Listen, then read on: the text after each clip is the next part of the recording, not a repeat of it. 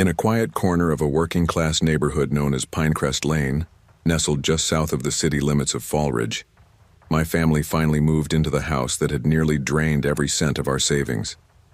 It was late October. The air had a sharp edge to it, and the smell of fresh paint still lingered faintly on the walls inside.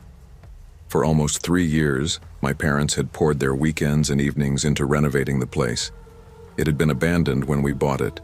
Broken windows, water damage, a sagging roof. My dad, a construction worker by trade, refused to hire anyone else. He called it our family project. I hated the house for most of those years. I was 15 when they bought it. By the time we moved in, I was pushing 18 and had grown tired of sawdust and scaffolding. Still, the day we finally settled in, I remember thinking, maybe this will feel like home now. The neighborhood wasn't glamorous, but it was stable. Families had lived here for decades.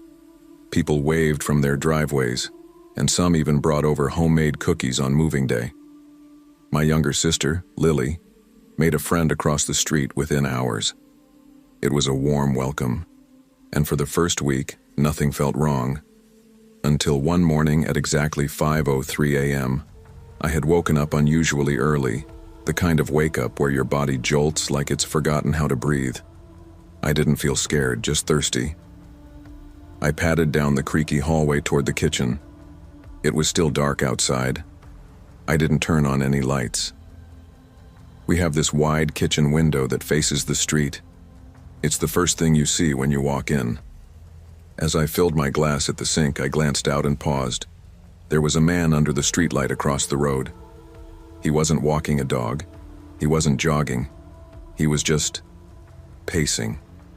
Slowly, deliberately. He kept walking back and forth, arms stiff at his sides. After a few seconds, he suddenly stopped and looked straight up, right at the window, at me. I ducked back instinctively, heart jumping into my throat. I waited a few seconds before peeking out again. He was walking away down the street now. No rush, just moving along like nothing happened. I told myself it was probably nothing. Could have been a neighbor. Could have been someone heading to work. It was still dark. My eyes might have played tricks on me. I didn't tell my parents, didn't even mention it to Lily, but that was the first time I saw him. June came, and summer break started. Our lives settled into a rhythm. Work, chores, late-night movie binges. It had been months since that morning. I'd forgotten all about the man under the streetlight, until one night, around 3 a.m., when I was pulled out of sleep by the dogs losing their minds downstairs. They were both rescue mutts, Daisy and Roscoe, and usually only barked if a squirrel so much as sneezed outside. But this barking was different. Frantic, angry, panicked. I stumbled down the stairs, hissing at them to shut up before they woke my dad. They wouldn't stop. I went to the living room window, and there he was. Same man, same spot, same dead-still posture under the streetlight. This time, he wasn't pacing. He was staring, directly at the house. I couldn't tell if he could see me, but his body was turned toward the living room, toward us. I flicked the light on without thinking. Within 2 seconds, he turned and walked away down the street again. I stood there frozen for almost a minute. Then I finally went upstairs and told my dad everything. He grumbled something about weirdos and early birds, told me to let him know if he came back, and rolled over. That was it. A week ago, I was in the backyard around 9:45 p.m. My parents were out late helping my aunt move apartments, and Lily was staying the night at a friend's. I was alone, hauling out boxes from a storage pod we'd been renting. Most of the stuff in there was junk, but I needed to grab my old guitar case. A friend wanted to borrow it, and I'd promised I'd bring it the next day. As I was dragging the heavy box across the yard, Roscoe started barking from inside the house. Daisy joined in within seconds. I stood up, instantly alert. My skin crawled before I even saw him. I turned toward the front of the house. There he was again. Same exact man, standing in the same exact place, not under the streetlight this time, closer. on our sidewalk, facing the front of the house. I couldn't tell if he was looking at me or the windows, but he wasn't moving. Adrenaline surged, and I sprinted inside, grabbed the metal baseball bat from the coat closet, opened the front door, and there he was, still there, still watching. "Hey," I yelled. "Hey, get back here, asshole." The moment he heard my voice, he turned and ran. Fast, like he'd done this before. He was gone in seconds. By the time my parents got home, I was shaken. They were furious. My mom yelled first, about how reckless it was to go outside alone. My dad called the cops immediately. A squad car showed up around midnight. The officer was kind, but all they could really do was file a report. "Call us right away if it happens again," he said. "Sometimes these guys test the boundaries, see who notices. Be careful, okay?" Last night it escalated. We had just gotten home from a family dinner at my uncle's. It was late, maybe 11:15 p.m. As our car pulled into the driveway, the headlights swept across the front lawn. He was standing in our yard, not across the street, not on the sidewalk, on our lawn, facing our house like he was trying to memorize it. The second the light hit him, he bolted. My mom screamed. Lily cried. I froze in place. But my dad? He threw the car into park, jumped out, and grabbed the pistol from the glove compartment. He stood in the driveway yelling, but the man was already halfway down the block. My mom herded us all inside and called 911 while Dad stayed outside watching. He told us later that the man had stopped running for a moment, turned around, and just stared at him, unmoving, for almost 30 seconds. Then he vanished around the corner. I didn't sleep last night. Neither did my parents. Lily eventually passed out on the couch, clutching Roscoe like a stuffed animal. We checked the security cameras we'd installed a few weeks ago.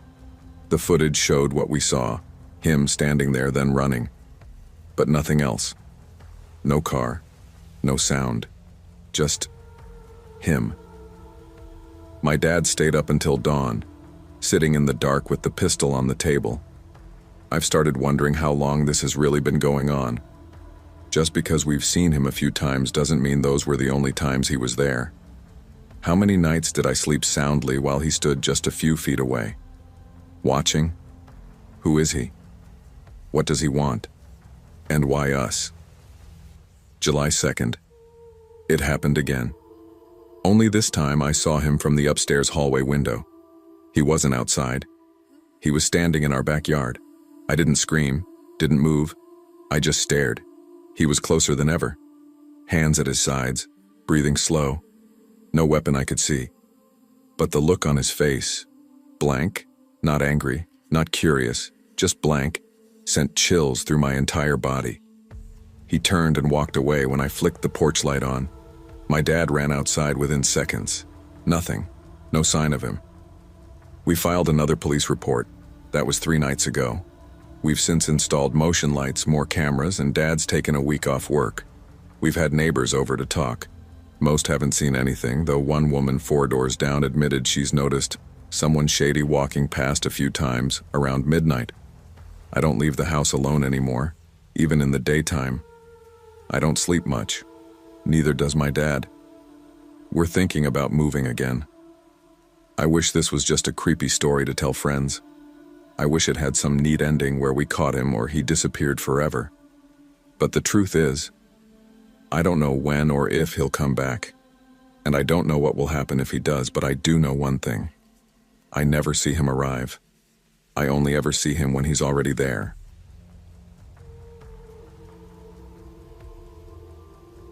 In a quiet neighborhood tucked behind a railroad line and flanked by fields of soybeans and corn, there was a little yellow house with peeling paint and a rusted wind chime that never stopped spinning. That's where I grew up, on Sycamore Street, a place that was as much a character in my childhood as any person. My name is Ellie. I was the youngest of 8 kids, 5 boys and 3 girls. Our home was full of hand-me-downs, packed lunches, and noise. Always noise. We were what some might call a big family, the kind with the kind of chaos that kept the fridge door constantly open and the screen door slamming every few minutes during summer. We didn't have much money, but we had each other. And our dog, Max, a big Rottweiler mix who was more of a bodyguard than a pet. We weren't allowed to roam far. 2 blocks, tops, and never alone. If I wanted to go anywhere, one of my older brothers had to come along. Sometimes when they got tired of playing babysitter, Max came with me instead, trailing behind like a silent chaperone. My parents were strict, but they weren't paranoid. They were cautious. Because of him. Everyone in the neighborhood knew about the man in the blue house with the overgrown yard. He was old, gray hair slicked back, always wore the same dirty windbreaker no matter the season. Lived alone. Drove a brown sedan that barely ran. The sort of man who stared too long and smiled too slow. We never learned his real name. My brothers called him Creeper Carl, though I doubt that was his name. He lived on Hazel Drive, which intersected Sycamore Street at the end of our block. Right next door to him lived a couple everyone adored, Don and Nancy Barrett. They were like honorary grandparents to most of the neighborhood kids, childless but always hosting birthday parties, paying us for small chores, letting us swim in their above-ground pool during July heat waves. Don was a retired firefighter. Nancy ran a home bakery. Both were kind, funny, and fiercely protective. My parents trusted them, especially to look after me when the older kids had school activities or work shifts. I spent hours at their house, playing in the backyard, helping Nancy bake, even helping Don sort tools in his garage. But what none of us realized was that being that close to safety doesn't mean you're safe. It was a late spring afternoon, the kind where the air smells like fresh-cut grass and the sun stays a little too long in the sky. Don and Nancy were having a yard sale. My brother Caleb, 3 years older than me, was in charge of watching me that day, and Don offered him $10 to help carry tables and watch the money box while people browsed. I was 7. That age where you're still in love with Barbie dolls and can spend hours making up stories with nothing but a stick and some dirt. I was sitting on the Barrett's porch steps, knees pulled up, combing my Barbie's hair.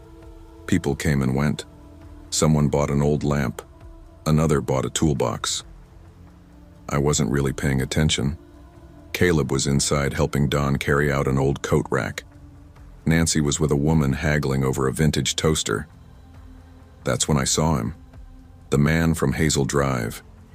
He looked even older in daylight, skin like paper, eyes sunken in, mouth curling at the corners like a damp newspaper. He walked slowly, eyes scanning the tables like he was shopping, but he didn't touch anything. Then he turned toward me. He crouched, too close. I froze. "Pretty girl," he whispered. I could smell cigarettes on his breath. He reached out and touched my hair. Not a pat, a stroke. Then he smiled wide, looked around as if joking with someone who wasn't there, and said, "How much for her?" I didn't scream right away. I remember my throat tightening, my body going cold. Then came the warmth. I wet myself. It spread down my legs, and I felt ashamed before I felt scared. Then I screamed, loud, over and over. "Caleb! Mr. Don! Help!" The man didn't move, just looked at me, amused, like I was the one being inappropriate. Caleb came running out the front door so fast he almost tripped down the steps. Don was right behind him. I remember Caleb scooping me up like I weighed nothing and running down the street with me in his arms. I buried my face in his shoulder, sobbing. Don stayed behind. I don't know what he said to the man, but I know police were never called. That man kept living on Hazel Drive. He was never arrested, never questioned. Because that's how it works in neighborhoods like ours. You don't call the cops. You handle things quietly. You protect your own. But that day changed everything. For weeks after, I refused to leave the house. I slept with the hallway light on. Max started sleeping in my room again, curled up by the door like a sentinel. My parents were furious, but not at me, at themselves, for letting their guard down even for a second. My mom called Nancy and cried on the phone. My dad nailed a new lock on our front gate. But I could tell they felt helpless. Because what do you do when the danger lives down the street and hasn't technically broken any law? We stopped going to the Barretts for a while, not because they did anything wrong, but because I couldn't stand walking past that blue house. Eventually, summer came. I started going outside again, but always with Caleb or Max or both. My freedom was limited, my innocence chipped away by that one sentence. How much for her? Years later, I found out that we weren't the only ones. When I was 17, a girl named Rachel who lived 2 blocks over said she remembered him too. He used to sit in his car near the playground, just watching. Another boy said the man offered him candy once when he was biking home from school. No one ever reported him. No one had any proof. It was always just rumors, whispers, unconfirmed fear. The Barretts moved when I was in high school. Don had a stroke and they went to live closer to family. Their house got sold to a young couple with a baby. The blue house stayed empty after Creeper Carl died. I heard he passed away in his sleep, alone. But the story doesn't end there, because the horror of that moment stayed with me long after he was gone. I flinched when strangers touched my shoulder. I avoided eye contact with older men. I became someone who double-locked the door and checked behind my car seat every night. Some people think horror is ghosts and monsters, but the real horror is a man asking for a price on your life before you're old enough to understand what he means. The real horror is when your safe space, the neighbor's front porch, your Barbie doll, your brother being just a room away, isn't enough to stop the world from twisting into something sick. And the scariest part? Sometimes the monster lives 2 houses down.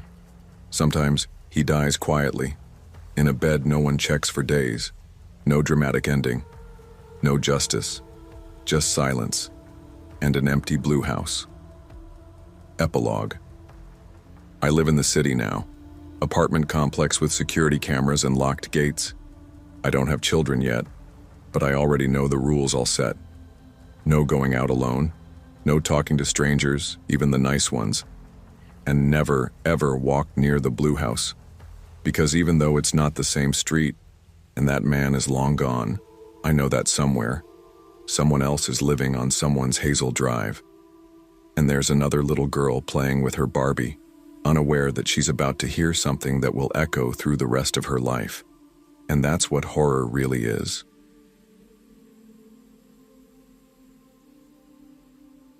I never expected anything to happen in that apartment. It was small, quiet, and just far enough from downtown to avoid the chaos, but close enough for me to get to work without stress. I moved in after a rough breakup and was eager for a reset. The place wasn't anything fancy, older hardwood floors, yellowed blinds, creaky pipes, but it had character. I remember thinking the hallway smelled like cinnamon and old paint.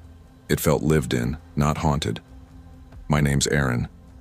I'm 27 now, but I was 25 when I moved into Haverly Court Apartments, Building C, Unit 3B. Rent was affordable, and utilities were included.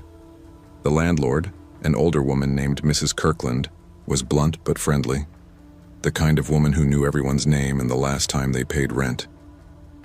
I signed the lease in August and moved in before the fall started to bite. My apartment faced the side alley and got barely any sunlight. Still, I liked it. It felt safe enough. I didn't know many people in the building. A few polite nods in the hallway, awkward elevator rides, quick haze if we crossed paths getting mail. There was a couple across from me, mid-30s, always arguing. A guy above me who stomped like he was wearing bricks for shoes. And then there was a man a few doors down from me. Quiet, lean, always wore a navy jacket even when it was hot. I didn't know his name. We'd only said hey to each other twice, maybe 3 times. Looking back, I should have trusted my first instinct about him. It was a Friday night in late July when it started. I had stayed in with popcorn and a blanket, watching Zodiac on my laptop. My lights were off, just the screen glowing in the dark. I was curled up on my couch, close to dozing off during a slower part of the film when I heard it. The soft click of metal and a slight rattle. I paused the movie. Another sound, this time louder. The doorknob. My doorknob. I sat up straight, my chest tightening. Someone was turning it, not knocking, not calling out, just turning it, testing it. I tiptoed over, barefoot on the hardwood. My apartment was tiny, kitchenette, living area, and the front door maybe 8 feet from the couch. I crept to the peephole and peeked out. A man was standing right outside. His face was angled down, focused on my doorknob. He wasn't fumbling, he wasn't swaying, he was concentrated, hands moving with purpose. Not like someone confused about where they lived. And it was him, the guy from a few doors down. For a moment I froze. I didn't know what to do. Call someone? Yell? I just watched. Then the door rattled slightly under my weight. I had leaned too far into it. He noticed. He looked up and saw the peephole, saw me, I think, and then backed away slowly. I heard his footsteps retreat down the hall. I waited for the sound of a door opening. It came, faintly. Then silence. I didn't sleep well that night. I stayed up, checking the peephole every 10 minutes. I didn't see him again. In the morning, I tried to rationalize it. Maybe he was drunk. Maybe it was a mistake. At around 9 a.m., I walked into the kitchen to get coffee. As I passed by the door, I heard something. A soft clink. I froze. Again, I looked out. It was him. The same guy. He was at my door again. No knocking, just trying the handle. Deliberate. Silent. He tried it once more, then turned and walked off like it was nothing. I stood there, heart pounding, gripping the curtain by the door. That wasn't drunk. That was something else. A few days passed. I hadn't seen him again, but the energy in the hallway felt different now. I avoided leaving at night. I kept my pepper spray clipped to my keys. I'd wedge a chair under my doorknob when I was home alone, which was often. Then one morning, as I was heading out for work, I saw him. We were walking toward each other down the hall. My pulse quickened. He made eye contact and offered a small smile. "Hey," he said. "Sorry about the other night. I think I might have confused your door for mine after going out. Bit of a blur, honestly. Hope I didn't freak you out." I wanted to be firm. I wanted to ask why he came back the next morning. Instead, I smiled politely and said, "Oh, no worries. It's all good." He nodded and kept walking. As soon as he turned the corner, I ducked back into my apartment, my mind racing. That didn't sit right with me. He didn't slur his words, he didn't look embarrassed. And his apartment. It was at the other end of the hall, opposite side. There was no way he could have confused the doors. Another week passed. Nothing happened. I almost convinced myself it was over. Then came the night that changed everything. It was around 11 p.m. I was lying in bed, scrolling through my phone. The apartment was quiet. Then I heard it. A soft knock at the door. Not urgent, not loud. Just careful. I didn't move. I listened. Another knock. I sat up in bed. I crept to the front door and looked through the peephole. He was back, knocking gently, standing close, peering at the door like he was trying to see inside. I leaned forward slightly, and the door creaked again. His reaction was instant. He ducked to the side, around the corner, just out of view. He was hiding. I didn't breathe. 30 seconds passed. Then he stepped back into view and knocked again.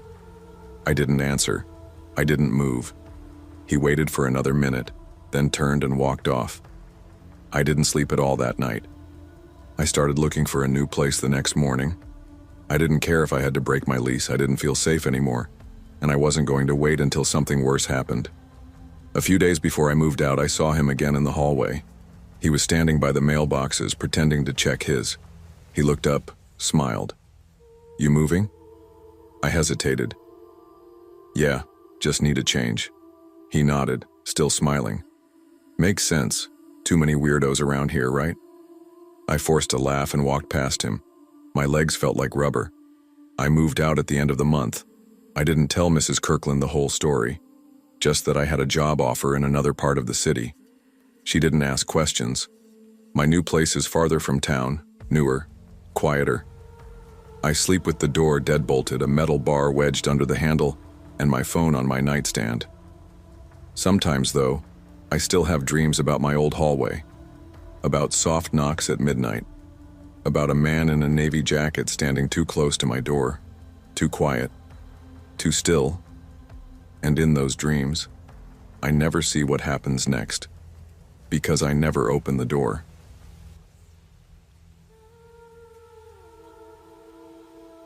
I moved to Hartsfield Crest 3 years ago, a small gated subdivision nestled on the edge of Greenville. Clean streets, identical houses with perfectly edged lawns, and a neighborhood watch group that took their title seriously, almost theatrically. It was the kind of place where you'd expect to find lemonade stands in the summer and plastic pumpkins lining driveways in October.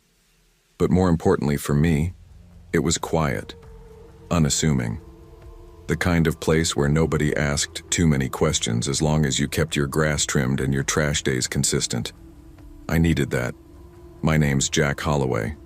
I'm 46, a father of 2, and a husband. I'm also a convicted felon. Spent 13 years in federal prison for a string of armed robberies I committed when I was in my 20s. No murders, no rapes. But I won't pretend the things I did didn't hurt people. I regret it every day. You wake up behind bars long enough and you start understanding the weight of what you've done. When I got out, I didn't expect a second chance. But I met Claire, my wife, during a re-entry program I volunteered for after parole. She was a caseworker, one of the good ones. Not naive, but kind.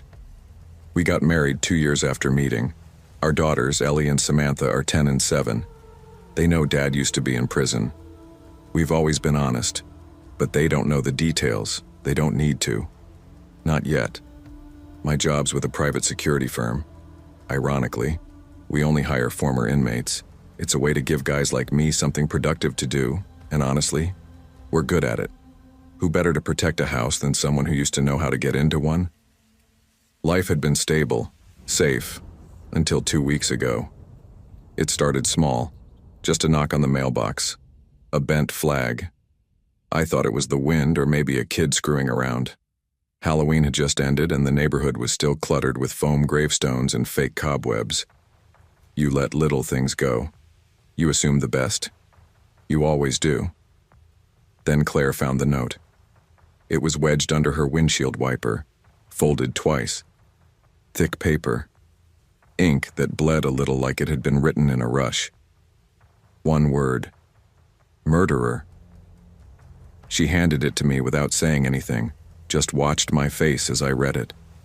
Her expression was unreadable, like she wasn't sure if she should be worried or angry or both.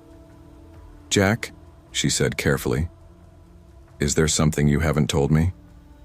"No," I said immediately, but I held the note a little tighter. Nobody died, ever. It was true, but it didn't matter. The next morning, someone had spray-painted a red X on our garage door. A lawn gnome, the one Samantha painted during summer break, was snapped clean in half. Our security cameras caught nothing. Whoever it was knew what they were doing. That unsettled me more than the act itself. Claire wanted to call the police. I told her to wait. "Let me handle it," I said. "That's not some macho thing. It's because I've been on both sides of that badge. I know what cops can and can't do, and I knew this wasn't random." Then came the picture. Another note. This one in the mailbox again, no envelope. Just a folded page with my old mugshot printed on it, one from over a decade ago when I was 28 and cocky. My hair was longer then. My eyes looked dead. And underneath the photo someone had scribbled, "Don't let him fool you." I stared at it for a long time. It had taken me months to track down a copy of that mugshot myself for my expungement hearing. How did someone else find it so easily? Ellie saw it on the counter later that day. She didn't ask questions. She just looked up at me and said, "Are people mad at you, Daddy?" That's when something in me snapped. "I want cameras in places they'll never expect," I told Claire that night. Inside the mailbox, inside the fake rock by the flower bed, motion sensors by the side gate. I'll put one behind the damn bird bath if I have to. "You think it's someone in the neighborhood?" she asked. "Has to be. No one else would care enough to dig this stuff up." Should we go to the HOA? I shook my head. Number. We're not giving them an excuse to get us kicked out. You know what it would look like if this got out. People talk. We set everything up within 48 hours. I pulled a few favors through work. Infrared, audio triggers, all of it. Our house became a trap, and I waited. A week passed, nothing. Then came Friday night. I was watching the camera feed from the den while Claire and the girls were asleep. Just background noise. Then, at 2:43 a.m., the mailbox cam tripped. I sat upright. He wasn't careful this time. Thin, maybe 17, 18. Hoodie pulled halfway back. No gloves, blonde hair, acne along his jawline. And when he slipped the note into the mailbox, he turned just enough for the camera to catch his face. Clear as day. I paused the footage, enhanced, saved, printed. I knew him. Not personally, but by sight. Lived 2 streets over. I'd seen him walking with a group of boys near the park a dozen times. Loud, stupid, but I had no idea he was watching me. I didn't call the police. I walked. His name was Tyler Martin. His parents lived on Redbridge Lane. Lights were on when I got there. They answered quickly. Maybe they'd seen me on their ring cam, or maybe they were just used to late-night knocks. Either way, Mr. Martin opened the door in sweatpants and a robe. "Can I help you?" he asked cautiously. "Yes," I said. "I need to talk to you about your son." They tried to shut it down at first, the way parents do when they think you're accusing their kid of stealing Halloween candy. But I came prepared, pulled out the printouts, showed them the footage, didn't raise my voice, just facts. Mrs. Martin went pale. Mr. Martin clenched his jaw. "Tyler!" he bellowed into the house. The kid came downstairs dragging his feet, saw me, stopped cold. He recognized me instantly. "I'm not here to hurt anyone," I said calmly, "but this ends tonight."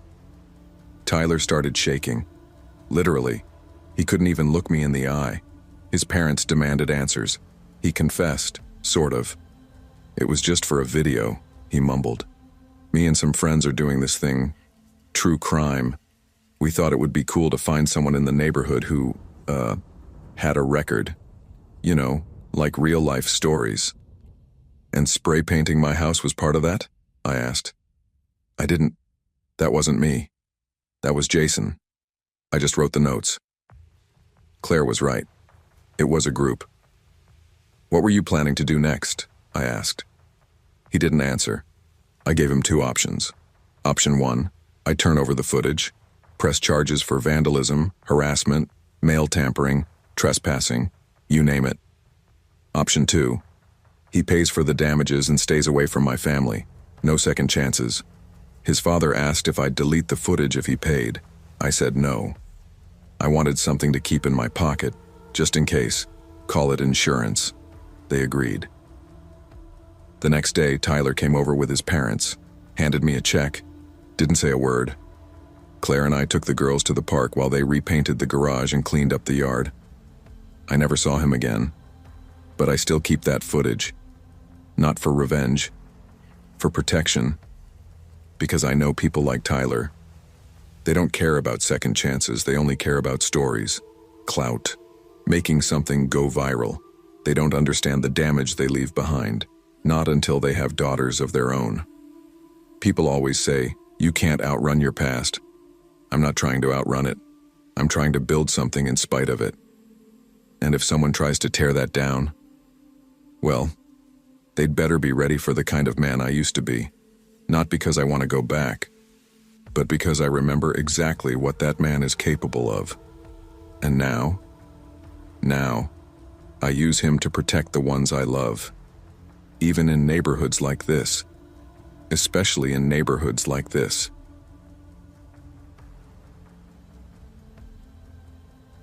I never used to lock the back gate.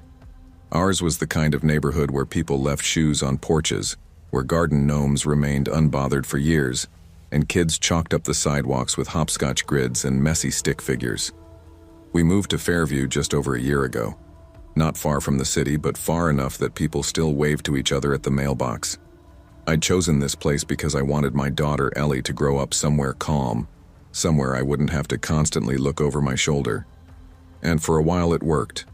My husband and I bought a 2-bedroom with a fenced backyard, a creaky deck, and space enough for chickens.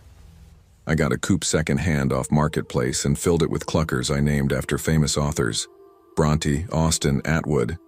Ellie loved tossing them seeds and trying to pet their ruffled backs. She was only 2, barely stringing together sentences, but had already mastered opening the back screen door with a chair, which was cute until it wasn't. Saturday morning, 8:17 a.m. "Ellie," I called, stepping over a trail of couch cushions she'd dismantled into an obstacle course. The back screen was swinging open in the breeze and the chair was pushed up against the doorknob again. She was outside. Again. I ran through the kitchen, heart doing that leap it always did when I didn't see her immediately. Then, there she was. Barefoot, ponytail crooked, thudding down the deck stairs with that wild toddler energy, arms flailing in a way that always made her look like a cartoon. "Ellie, wait for Mommy," I shouted, slipping on my sneakers as I rushed out. She giggled, bolting across the yard toward the chicken coop. I was only a few steps behind her, catching her name in my throat when, crack, crack, crack. Gunshots. Real gunshots. They didn't sound like in the movies. They sounded sharp, loud, flat, like a door being slammed open inside your skull. 3 shots, maybe 4, I couldn't even count. My brain didn't register numbers, just sound and motion and danger. A man sprinted into the alley behind our house. He was close. Close enough that I could see the silver gun in his hand, could make out the material of his black pleather jacket, the green hood flapping behind his neck. His face was young, maybe 17, 18 at most, but something in it was wrong. Not panicked, not afraid, calm, focused, almost cold. He looked ahead like this was just another errand, grocery store, then a shootout.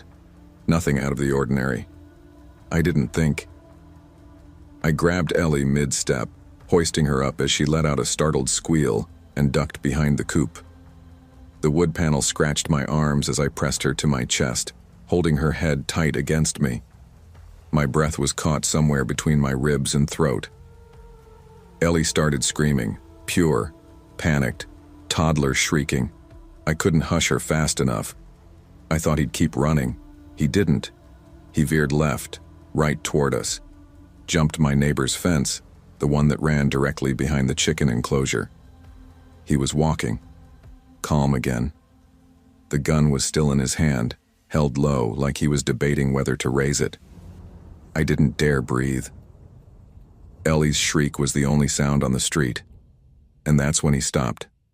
Mid-step, one hand on the neighbor's gate, the other gripping the gun. He heard her, and he turned. His head started to pivot toward the noise, toward us. Fairview hadn't always been like this. The neighborhood Facebook page used to be full of potluck invites and baby clothes giveaways. Then in February, someone's car got broken into, then another. Then someone posted about hearing a fight in the alley. Police showed up once, nothing came of it. People shrugged it off. Then a little girl from a nearby suburb was killed, caught in the crossfire of a broad daylight shootout at a park. That shook me. The park wasn't even 10 miles away.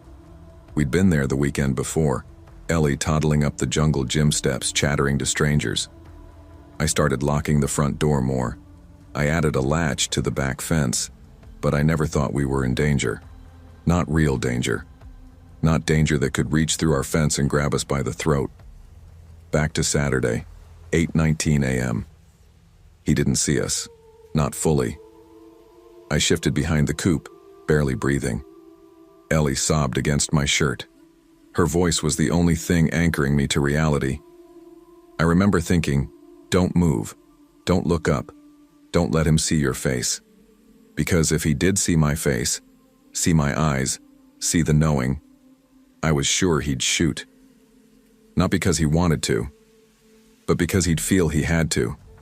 I'd be a witness, a problem, and she'd be collateral, He held there, frozen, for a second that stretched too long. The kind of second you can live a whole lifetime inside. Then, as if someone had pulled him by invisible wire, he moved again. Calmly tucked the gun into his pocket, opened the neighbor's gate, and ran. Jumped another fence. Gone. Gone like he'd never been there. I grabbed Ellie tighter than I'd ever held her and ran inside. Slammed the sliding glass door, locked the deadbolt, pulled every curtain. Ellie cried harder, frightened by the suddenness of it all, the way I moved like something was chasing us. It was, even though it was gone. I called 911. They put me on hold. For 10 minutes. 10:02 a.m. Police arrive. 2 officers. Neither looked older than 30. One took notes. The other looked around the alley like he expected the shooter to pop back out like a game of whack-a-mole. My neighbor, Mrs. Hargrove, had also seen him. She'd just opened her back door to take out the trash and ducked the moment she heard the shots. Her testimony lined up with mine. Same jacket, same silver gun, same path over the fence. They said they'd patrol the area. They didn't sound confident. No arrests, no suspect in custody, no one even sure who he was shooting at. That night, 11:33 p.m. Every time a car passed the house, I checked the window. Every thump of the heater, every gust against the side of the house made my stomach drop. I kept seeing that kid's face. Not the fear, but the lack of it. The absolute composure in the middle of chaos. He was walking through a family neighborhood with a loaded gun like he was on his way to brunch. I lay in bed with Ellie next to me. She'd finally passed out after hours of clinging and crying. I kept one arm around her the whole night. Every time I closed my eyes, I saw that silver gun turn toward me, felt the weight of that second. What would I have done if he'd turned? Sunday morning, 9:45 a.m. We didn't go outside. I didn't open the blinds. I held Ellie on the couch, watching reruns of Bluey until the TV blurred into background noise. My husband, Jake, was away on a business trip. He wanted to come back early, but the flights were full. I lied and said we were fine. The truth was, I was scared to even speak about it. Like naming it out loud would make him come back. Like I could conjure him with fear. The days after the police didn't find the shooter, or the person he was aiming at. I read about a body found a few miles away, shot in the back. No connection made officially, but I wondered. The alley stayed empty for days. Then the world moved on. People started mowing their lawns again. Kids rode scooters on the sidewalk. Mrs. Hargrove waved to me while watering her marigolds, but I stopped going into the yard. I moved Ellie's sandbox to the front porch, and I started checking the lock on the gate 10 times before bed. 1 week later, 8:20 p.m. I heard the cluck of the chickens, sharp, sudden. I peeked through the blinds. The gate was open, wide open. I hadn't opened it since that day. I froze. No chickens in sight. I grabbed my phone. Dialed 911 again. This time they picked up. Police came. Found the coop door unlatched. Chickens gone. Footprints near the gate. Human. Too large to be mine or Ellie's. They couldn't prove anything. Said it was probably a raccoon or stray dog. Maybe someone trying to steal the chickens for fun. Kids do dumb things. But I knew better. He'd come back. Not to shoot. To see if I was still there. To check. To warn me. Or maybe just to look. 2 months later, we sold the house. Moved 4 states away. I don't care if it was drastic. I don't care if it seems paranoid. I watched a shooter stop mid-escape, mid-flight, and almost turn his gun on a mother and child. Not out of rage, but out of logic. And when someone's violence feels logical to them, you can't predict what they'll do next. I lock every door, every window. I never let Ellie out of my sight. I have nightmares where that gun does turn toward us and I wake up screaming with my arms wrapped so tight around her she can't breathe. She's 3 now. She still cries when she hears loud noises. She doesn't like the backyard. She asked me why we left our old house. I don't know what to tell her. So I just say, because where we live now is safer. Even if I'm not sure it is. Because I don't think the danger was just him. I think the danger is this feeling, this knowing, this terrifying truth. Sometimes you can do everything right, lock the doors, raise the fence, live in a good neighborhood, and danger will still find you. And sometimes it stands just feet away, deciding, thinking, choosing whether you live or die, and you never get to know why it let you go.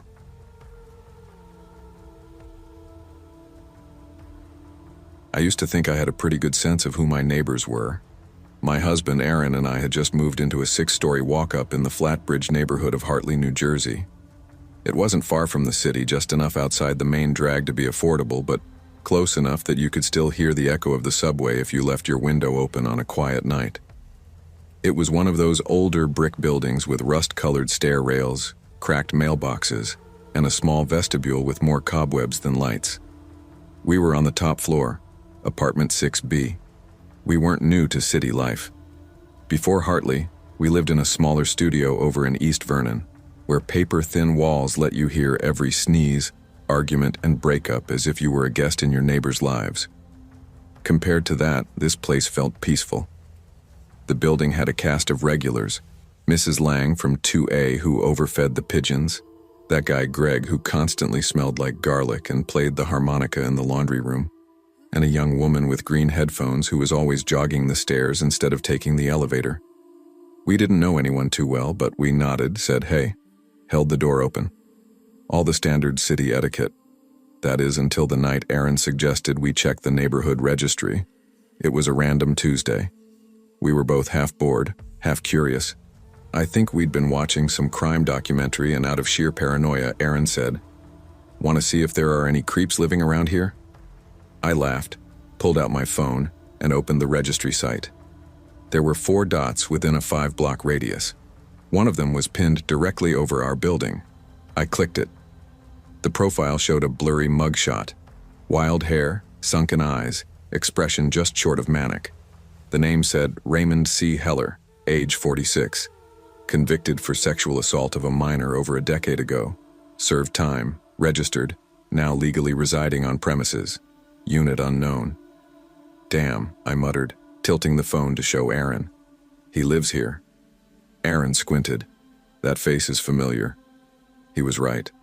Over the next few days, we realized we had seen him.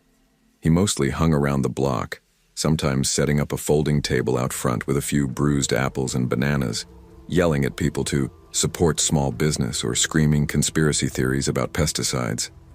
We called him Fruit Stand Guy. He never approached us, never even spoke to us. But something about his stare, the way he watched people, made your skin pull tighter over your bones. We didn't think much of it. No kids, no parties. We mostly kept to ourselves. I worked the night shift at a legal archiving firm in the city, often coming home around 3:30 or 4 a.m. Aaron worked remotely, coding for some crypto startup, and usually stayed up late so he could buzz me in when I got home. That was our routine.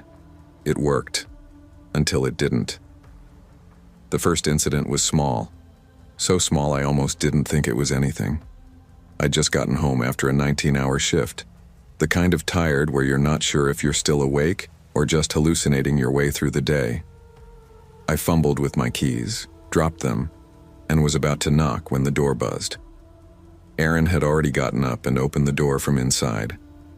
He looked past me, out into the hallway, then down the stairs. "Did someone follow you in?" he asked. I blinked. "What?"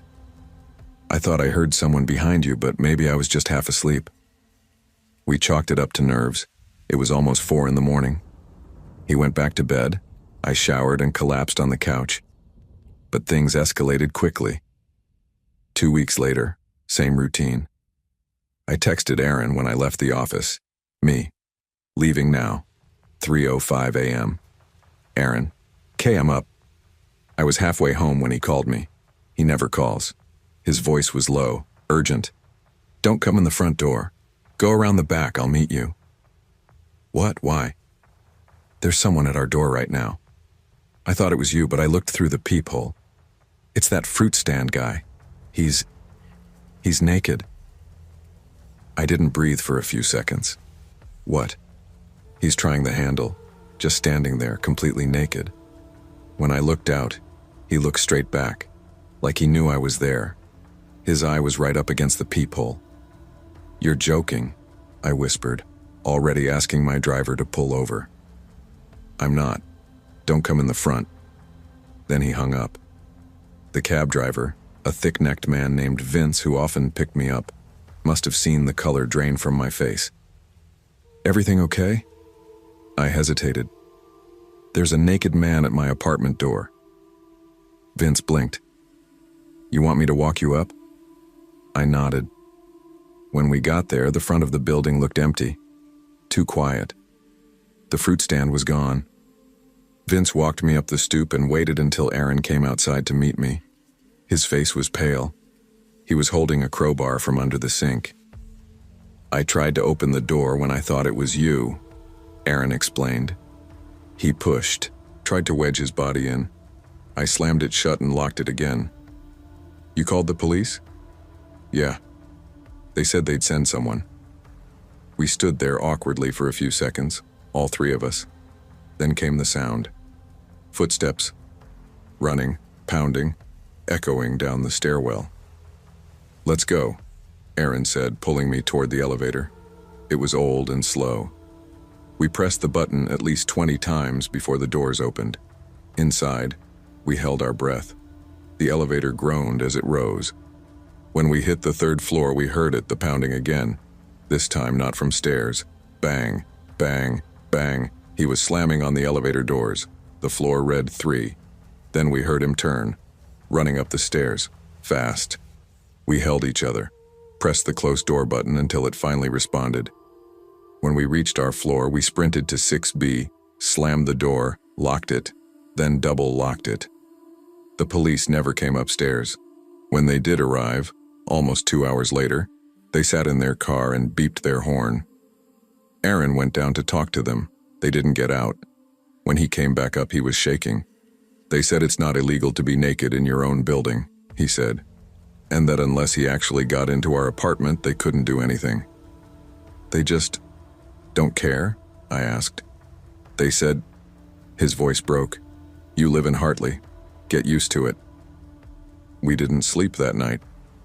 We pushed a chair under the doorknob. I carried a kitchen knife to the bathroom. Every creak, every wind gust outside the window made us flinch. Aaron barely left the apartment the next few days. We filed a formal complaint with the landlord. Nothing happened. Ray still lived there, still shouted from his corner on the street. But now, we noticed things we hadn't before. Scratches around our doorframe. A broken light in the hallway that no one ever replaced.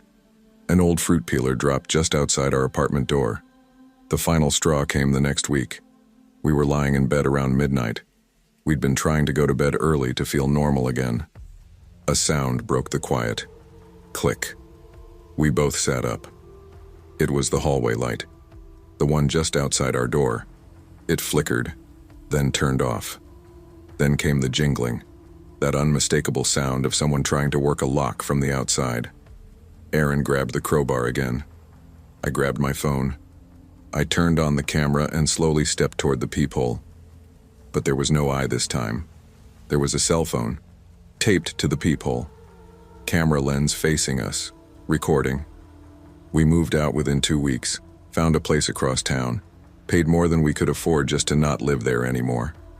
I never took a solo night shift again. We still pass that street sometimes. That fruit stand is still there. And so is Ray, shouting, waving, watching. Every now and then, I wonder what would have happened if Aaron hadn't looked through the peephole that night. If he had just opened the door thinking it was me. What if Ray had gotten inside? No one would have heard us, no one would have come, because in Hartley, you're supposed to get used to it.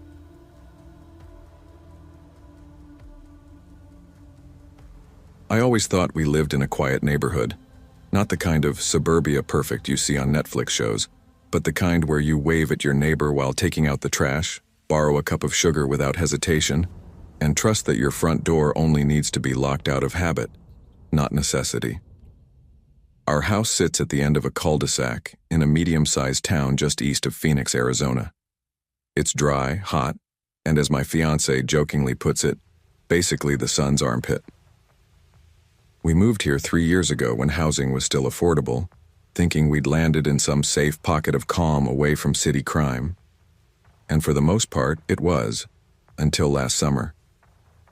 At the time, I was unemployed, not by choice.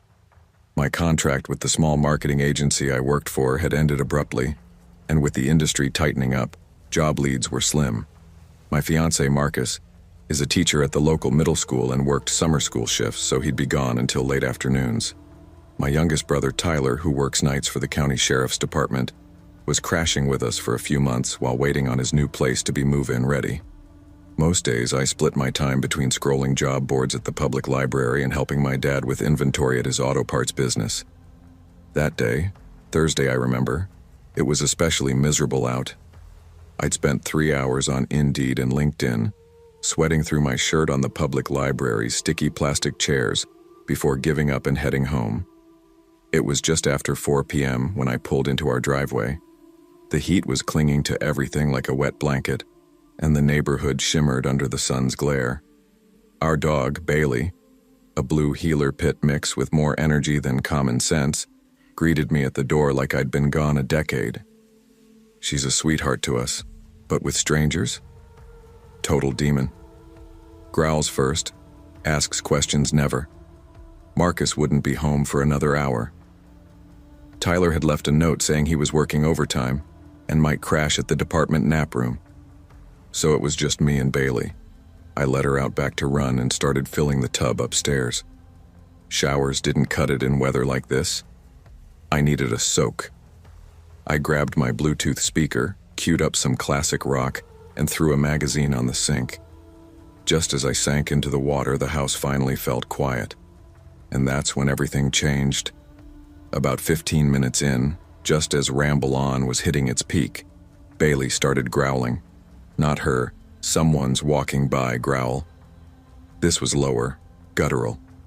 Her serious growl. I paused the music. "Bailey," I called out. A beat later, the growl exploded into barks. Barking, snarling, full-on hellhound mode. Then came the sound of nails scrambling on tile. She was running. Then, I swear I'm not imagining this, I heard a man's voice. Not clear, not yelling, but startled. The kind of, "oh shit," someone says when they weren't expecting company. I froze. The kind of full-body lockup you get when you know something's wrong but your brain won't let you process it. I was naked, unarmed, and vulnerable. The house had 2 floors. I was upstairs in the hall bathroom, door shut but not locked. Bailey had been in the kitchen downstairs. If someone had come through the front or back door, she'd have seen them first. And now she was chasing someone. I heard a crash, something metallic falling over. Then the man yelling, screaming really. "Get off me," I heard him shout. Bailey was growling so loud it echoed up the stairs. I scrambled out of the tub, dripping everywhere, heart pounding like a war drum. My phone was on the counter, and I grabbed it with wet hands, slipping twice before finally dialing 911. I didn't wait for a prompt. "There's someone in my house," I said, breathless. "My dog's attacking him, I think. Please send help." The dispatcher kept me on the line. I was halfway into an old pair of gym shorts and pulling a hoodie over my head when I heard the back door slam. Bailey's barking suddenly faded, then got louder again. She was chasing him outside. "Oh my God," I muttered. "He's running, she's chasing him out the back." "Stay on the line," the dispatcher said. "Units are en route. Are you safe?" I grabbed the bat from under my bed, left the bathroom light on, and crept down the stairs, dripping and barefoot. I peeked outside through the kitchen window. Bailey was pacing along the fence line, panting, tail high, body tense. Whoever it was had run through our backyard. A few minutes later, 2 patrol cars rolled up, followed by an unmarked black sedan. Tyler had heard the call go out on the radio and diverted from his station. I didn't even recognize him at first. His uniform made him seem like a stranger. He took one look at me and the busted screen on the back door and went pale. He came inside. I nodded. Let himself in. I think he found the fake rock. The one by the AC unit? Yeah. Jesus, El. We talked about that thing. I know, okay? I said. guilt flushing hot across my cheeks. I didn't think. You never do, until something happens. His voice softened. Sorry. You okay? I nodded. Bailey barked from the upstairs window. A second later, my phone buzzed with a text from Mrs. Langford across the street. Saw a man run through your yard. Shirtless. Cops caught him by the stop sign. Do you want me to bring Bailey a treat? The man was maybe 5'8", probably weighed 130 pounds soaking wet. No shirt, sunburned, twitching and bleeding from at least 3 bites. One on his calf, one on his side, and a deep one on his forearm. The EMTs patched him up enough to talk, but it was clear he wasn't all there. Meth, or maybe spice, possibly both. He didn't even have a weapon, just a dirty backpack and a screwdriver. He told police he thought the house was empty, said he was just looking for something to pawn, claimed he didn't mean to hurt anyone, didn't know there was a dog, just wanted some quick cash. That didn't stop my hands from shaking the rest of the night, or for several nights after that. In the days that followed, things changed. We put in a camera system, replaced the fake rock with a lockbox, reinforced the back door, put new blinds on every window. I couldn't sleep unless Bailey was next to the bed. We started keeping one gun in the nightstand, another locked in the kitchen, just in case. Tyler offered to move back in full-time, said he didn't feel right leaving us alone after that. I turned him down, but I appreciated it. He taught me how to safely handle the firearms. Marcus wasn't thrilled, but he understood. It's been nearly a year now. Bailey still gets a special dinner every month on the 14th. We call it her hero day. Steak, sweet potato, and a few bites of Marcus's hamburger bun. Some nights I still wake up thinking I hear footsteps downstairs. It's probably just the ice machine, or the house settling. But I keep the bat next to my bed anyway, just in case someone decides to try again, because now I know. Even in a quiet neighborhood, evil can knock on your door, or worse, walk right in.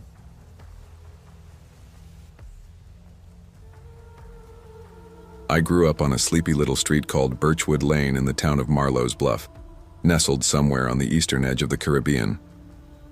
It wasn't the kind of place you'd find on a tourist map, just a row of modest homes with rusted gates, half-patched fences, and bougainvillea creeping over the walls like gossiping old ladies. Most of the families there were retired couples or single moms with too many jobs and too little time. Life was quiet, unremarkable, and safe. The kind of safe that made people leave their doors unlocked until the sun dipped below the cane fields. We weren't poor, but we weren't rich either.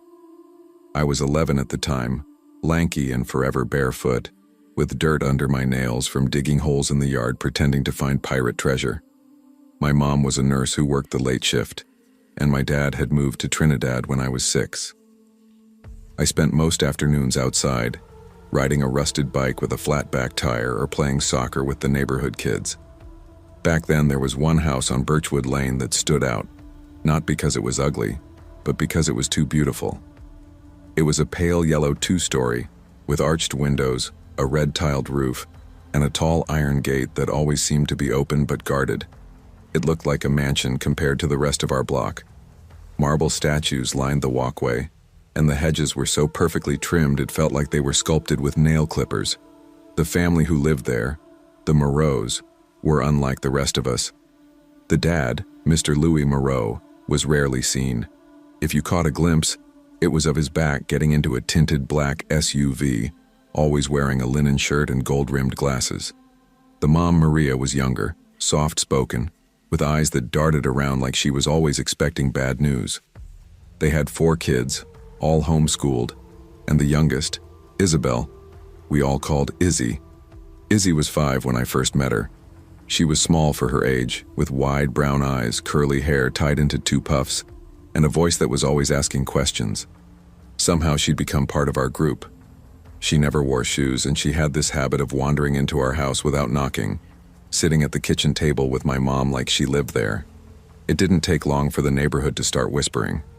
My mom and the other women on the street talked in hushed voices about how strange it was that a girl that small was always outside by herself, even late at night. She'd be out until 11, sometimes midnight, even on school nights. But because it was Marlowe's Bluff where nothing ever happened, nobody made a fuss. One afternoon, as we kicked a ball around, someone asked what our parents did. When we got to Izzy, her older brother Julian answered quickly, "Business." That was it. Just business. None of them ever really knew what kind of business, or maybe they did and just weren't allowed to say. They said their dad traveled a lot and had a lot of meetings. We shrugged it off. We were kids. We were more interested in who brought juice boxes. Then came the birthday. When Izzy turned 6, her family threw the biggest party the block had ever seen. There were bouncy castles, a water slide, hired clowns, and what looked like a full catering crew.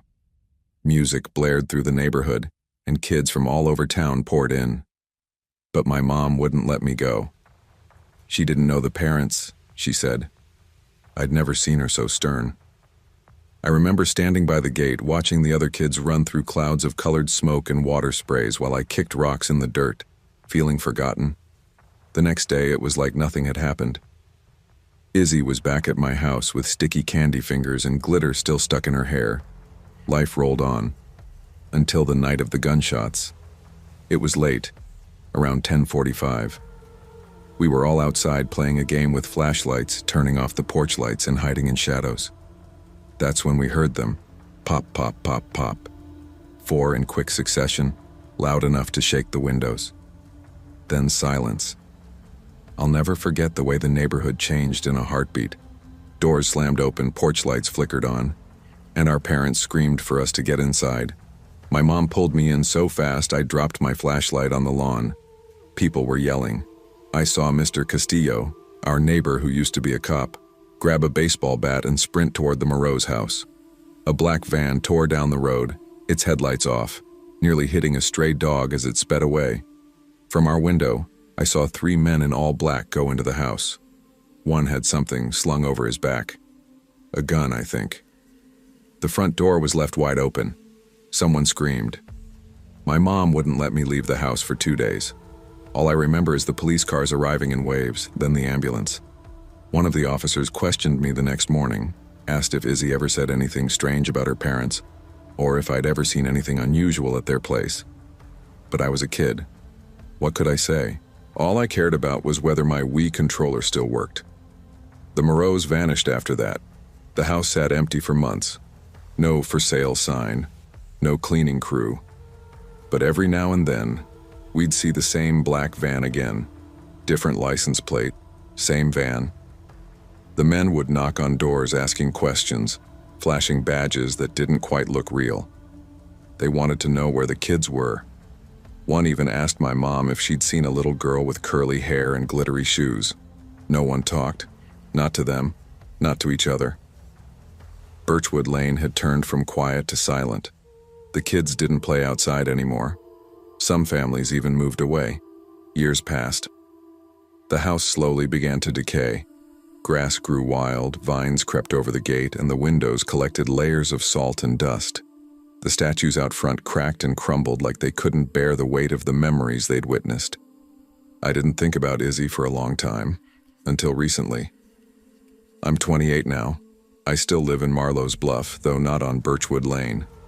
My mom retired and moved to Barbados. I run a small mechanic shop near the port.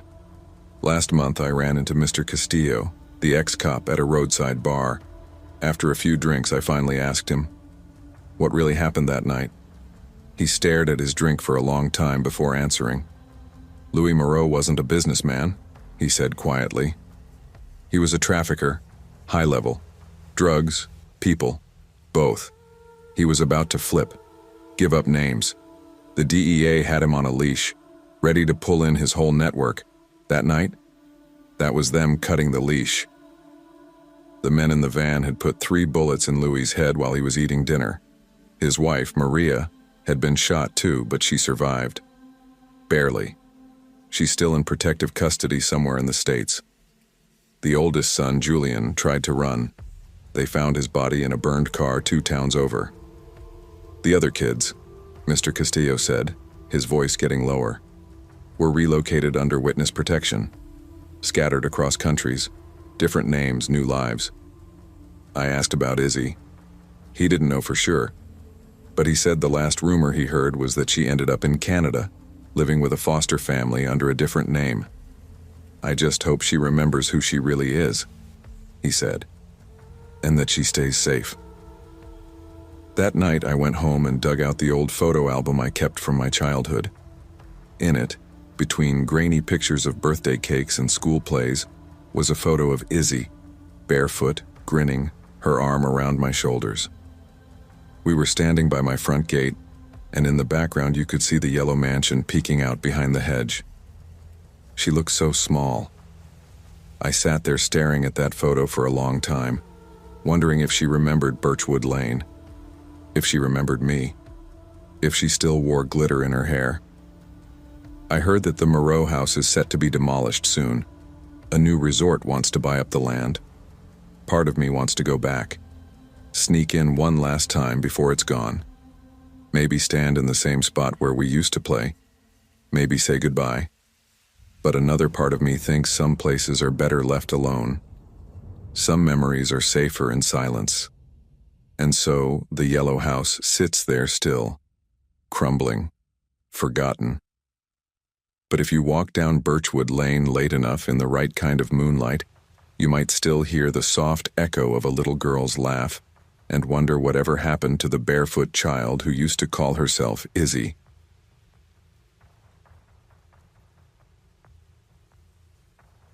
I didn't move for a fresh start. I moved because I had to. The company I worked for was downsizing, and when my contract ended, I got lucky with another job offer that came in fast but was located out of state.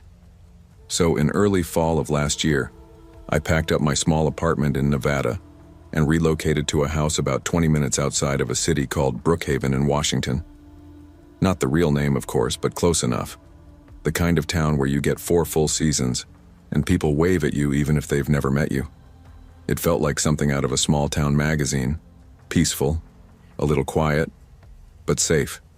Or at least, it looked safe. The house I moved into was a rental, a pale blue single-story with a decent yard and tall pine trees at the back. The landlord had warned me it was a bit older, but full of charm. I didn't care much about charm. I just wanted walls, a roof, and somewhere to breathe while I got used to the new job. It was secluded enough that I didn't hear traffic at night, just the occasional owl or wind brushing the trees. The first 2 nights were uneventful.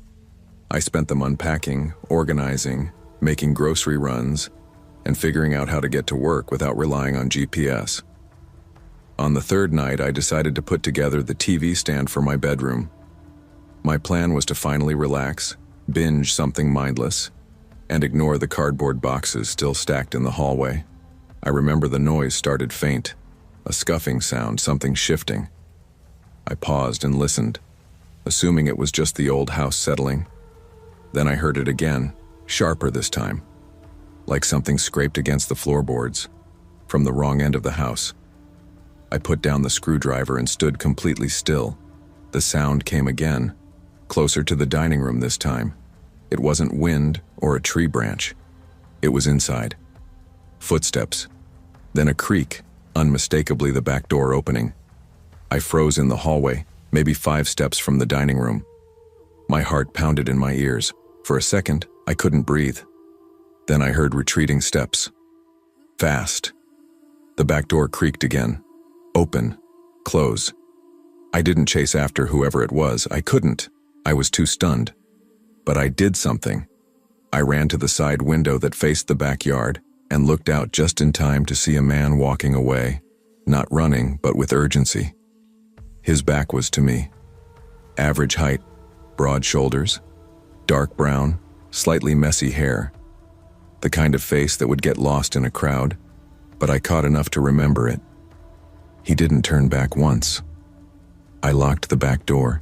It hadn't been forced open. I don't know if I'd forgotten to lock it or if he'd picked it. Either way, the police weren't able to figure it out when I called. They took a report. I gave a vague description. No camera footage. No evidence. Nothing to work with. They were polite, but I could see it in their eyes.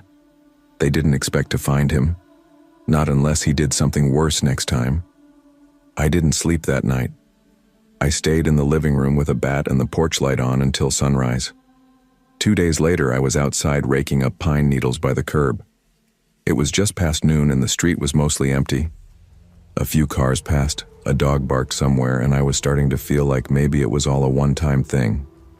A mistake. Maybe the guy thought it was a different house. Maybe he was high. I wanted it to be something I could explain, even if it wasn't comforting. That's when I saw him again. He was walking down the road toward me. Same messy hair, same walk. My stomach dropped, but I forced myself to act normal, kept raking like I hadn't noticed him. I told myself I must be mistaken, couldn't be him, but then he stopped, right in front of me. He smiled. "Hey, you just move in?" I turned slowly, heart pounding. "Yeah, just last week." "Cool," he said. "I live just down the road, like 5 houses that way." He pointed down the street, figured I'd say hi. He acted like we were strangers, friendly, casual, but I knew it was him. I nodded politely, trying to hold the rake steady. "Nice to meet you." "Same. Name's Trevor." He extended a hand. I shook it. His grip was firm. Normal. Too normal. He didn't act like someone who had broken into my house 2 nights ago, but why would he approach me if he knew I'd seen him? We made small talk for less than a minute. I barely heard half of what he said, something about the weather, maybe about trash days, and then he walked off, waving as he left. I stood there in my front yard, the rake limp in my hands, trying to understand what just happened, trying to convince myself I was wrong, that it couldn't be him, but it was. That night I went to the police again, gave them his name, told them what happened. They confirmed he lived on my street, but he denied everything, said he'd never been near my house, said I was probably just confused. I didn't have proof, no footage, no fingerprints, just my word. And that wasn't enough. I installed cameras at both doors the next day. Weeks passed, nothing else happened. No more footsteps, no more uninvited visits. But every time I walked to my car or came home after dark, I felt watched. Not always, but often enough. Sometimes I'd see Trevor in passing, at the mailbox walking his dog, trimming his hedge. He always waved, always smiled. One night in late October, I got home late from work. I parked in the driveway, looked up at my front porch and saw a shape dart away behind the bushes. Just for a second, just long enough to make me freeze in place. I checked the cameras. The front porch one had glitched. A brief blank screen from 7:42 to 7:47 p.m., the same window I came home. The back camera caught nothing. I couldn't prove it, but I knew someone had been there, watching, waiting. I couldn't sleep again. I kept the lights on. I called the cops, but they said unless I had evidence, they couldn't do anything. I thought about moving, but I didn't have the money or time. I had just signed a lease. I started carrying pepper spray. I kept my phone charged and within arm's reach at all times. I told my boss I needed to work remote twice a week. I bought motion lights. Nothing happened again, but that just made it worse, because now I was waiting. Then, one night in early December, it escalated. I was in bed when I heard my front doorbell ring. It was 2:38 a.m. I didn't move, I didn't breathe. The bell rang again. Not frantic, just once. Then silence.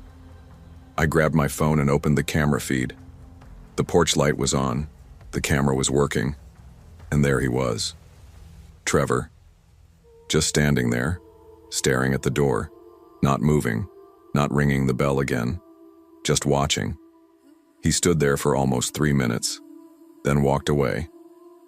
I saved the footage, took it straight to the police the next day. This time they took it more seriously. They went to his house, spoke with him. He claimed he was just drunk and confused that night, thought he was at someone else's place. They gave him a warning. That was it. I broke my lease a week later. I paid the penalty, packed in 2 days, called a friend from the old job and begged to crash with her in Spokane until I could find something else. I don't live in Brookhaven anymore, and I'm glad I don't. But I still think about that first night, about the way he walked away so calmly, about how he knew exactly where I lived, and how he never once looked surprised to see me. He didn't come to my house by accident. He wanted me to know he was there. Neighborhoods are supposed to feel safe. But sometimes the scariest people aren't the ones hiding in the woods or breaking into windows under cover of darkness. Sometimes they smile, say hello, live just 5 houses down.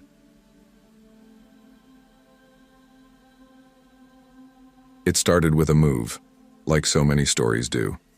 I wasn't escaping anything dramatic.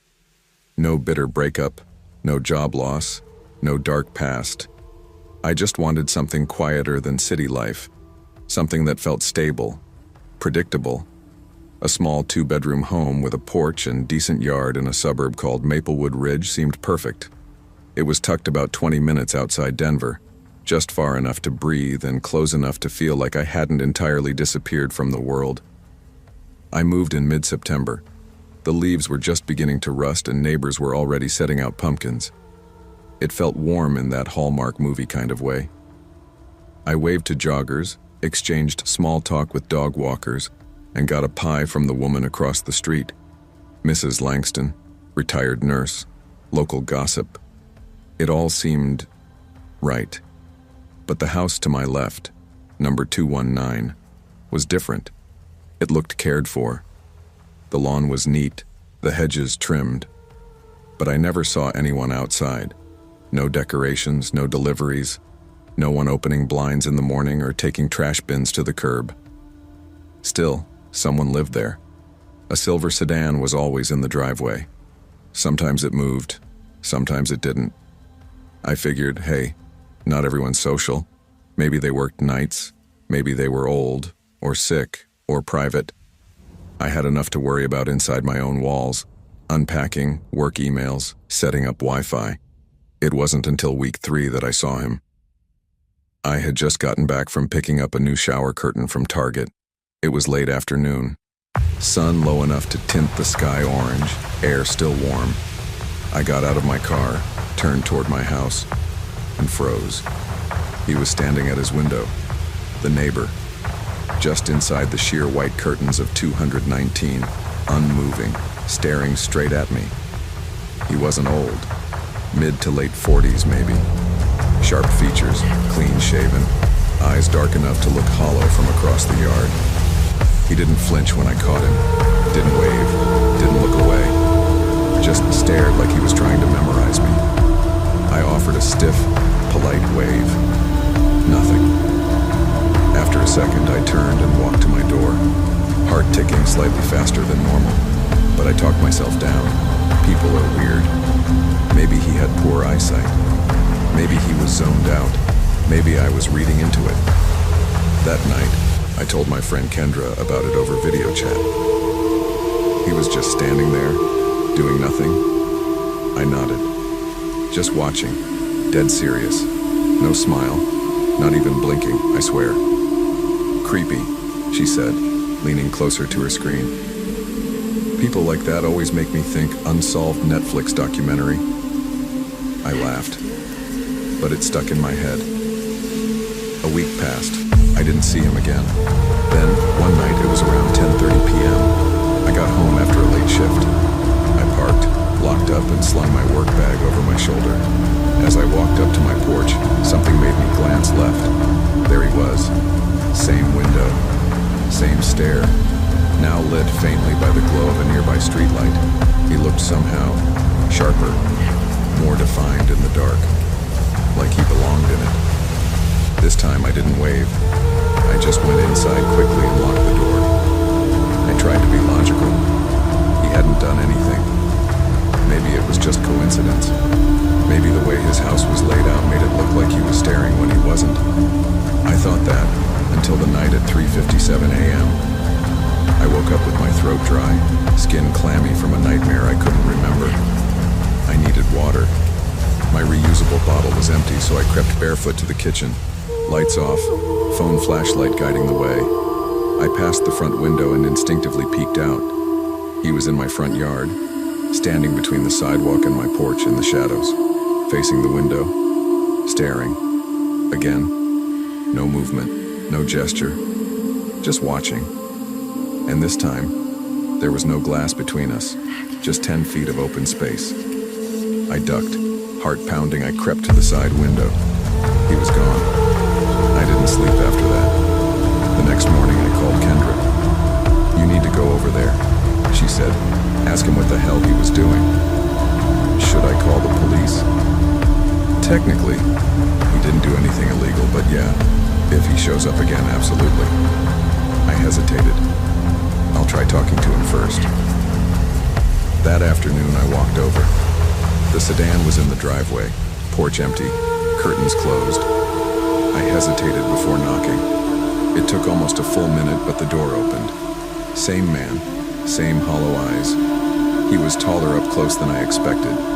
Thin, expression unreadable. I offered a tense smile. "Hi, I'm Isla.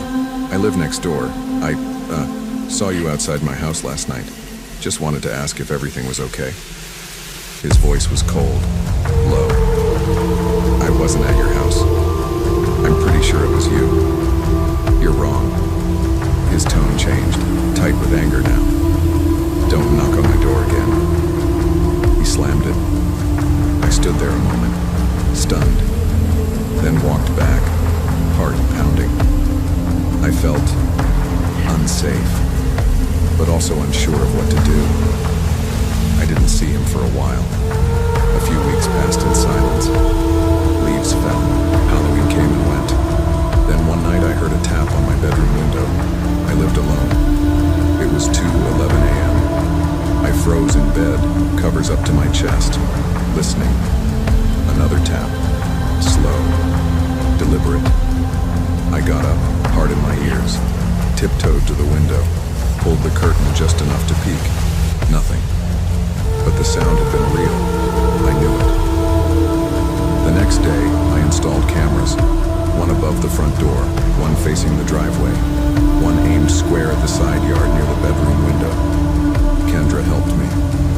"If he touches your property again, call the cops, no hesitation." 2 nights later, the side camera caught motion. 3 a.m.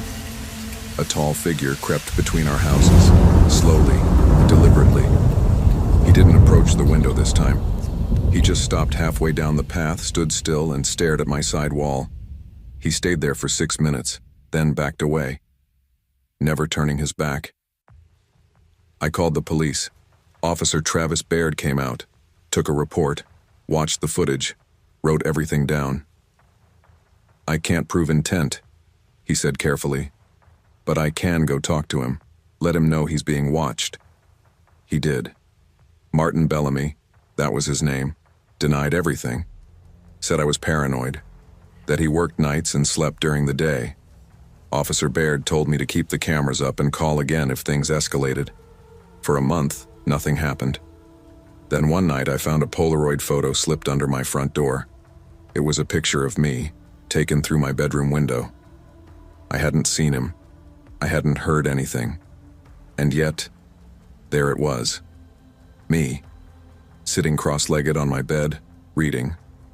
Curtains mostly drawn but not shut completely. I sat on the kitchen floor holding that photo, shaking. For the first time since moving in, I genuinely considered breaking my lease. I called the police again. This time they took it seriously.